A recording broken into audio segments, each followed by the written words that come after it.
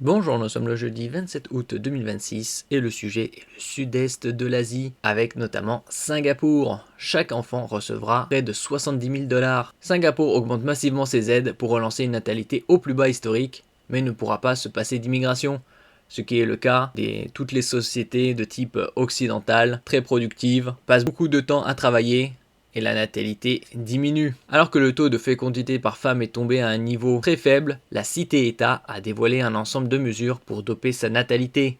Le gouvernement reconnaît toutefois que cela ne permettra pas d'enrayer la dynamique démographique. Singapour va considérablement renforcer les aides financières afin d'encourager les familles à avoir plus d'enfants. Il y a des programmes de ce type-là dans différents pays à travers le monde, dans certains pays européens, également en Asie, pour relancer la natalité. Alors que la cité-État est aux prises avec un vieillissement accéléré de sa population. Il y a une bonne dizaine d'années, en Chine, par exemple, ils étaient passés de 2 enfants à 3 enfants en ce qui concerne l'autorisation, mais ça coûte tellement cher que ça ne booste pas la natalité. Nous voulons que chaque famille sache, si vous choisissez d'avoir des enfants, le gouvernement sera à vos côtés, a expliqué le Premier ministre Lawrence Wong ce dimanche 23 août lors de la fête nationale.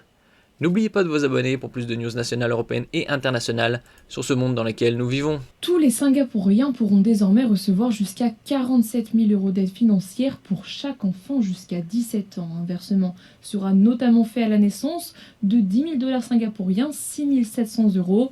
Le gouvernement veut d'une part renforcer un dispositif déjà existant, mais aussi l'élargir avec par exemple un meilleur accès au premier logement pour les familles avec enfants. Obstacle majeur pour les couples, Singapour étant l'un des marchés immobiliers les plus chers au monde. La cité-État mise également sur l'immigration pour enrayer sa baisse démographique. En 2024, plus de 22 000 personnes ont obtenu la citoyenneté, une mesure qui reste controversée dans la population singapourienne, car souvent associée à une hausse des prix de l'immobilier et une plus grande concurrence sur le marché du travail. Mais le gouvernement veut aller vite, d'autant qu'avec l'amélioration du système de santé, l'espérance de vie du pays a gagné 1 an en une décennie. Si rien n'est fait d'ici là, un quart des Singapouriens aura plus de 65 ans en 2030. Il faut rappeler aussi que Singapour, c'est à environ 3/4 d'origine chinoise. Les aides ne suffiront pas. Dans la cité-État, le taux de fécondité est tombé l'an passé à un niveau particulièrement faible, 0,87 enfants par femme. Très très bas. L'un des niveaux les plus bas au monde, voire le niveau le plus bas au monde, c'est la Corée du Sud. Ils sont aux alentours de 0,6-0,7. Très loin du seuil de remplacement 2,1 enfants par femme, qui permettrait que la population se maintienne sans immigration.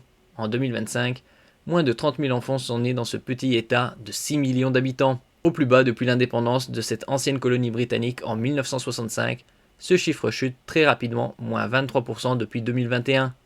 Ces mesures ne suffiront toutefois pas à enrayer le vieillissement accéléré de la population singapourienne, où un citoyen sur 4 aura plus de 65 ans en 2030. Malgré tout ce que nous faisons pour soutenir les familles, nous devons être réalistes. Notre taux de fécondité totale restera probablement bien en deçà du seuil de remplacement, a toutefois prévenu Lawrence Wong.